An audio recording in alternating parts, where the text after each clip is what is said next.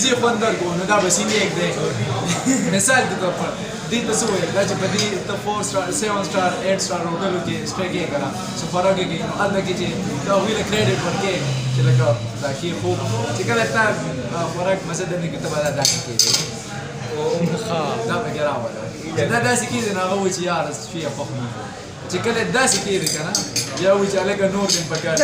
تاسو د هغه باره کې سټار باره کې خبره وکړه 7 سټار 6 سټار دې مطلب څه یې سټار دا داسې حساب دي که نه بچې چې دي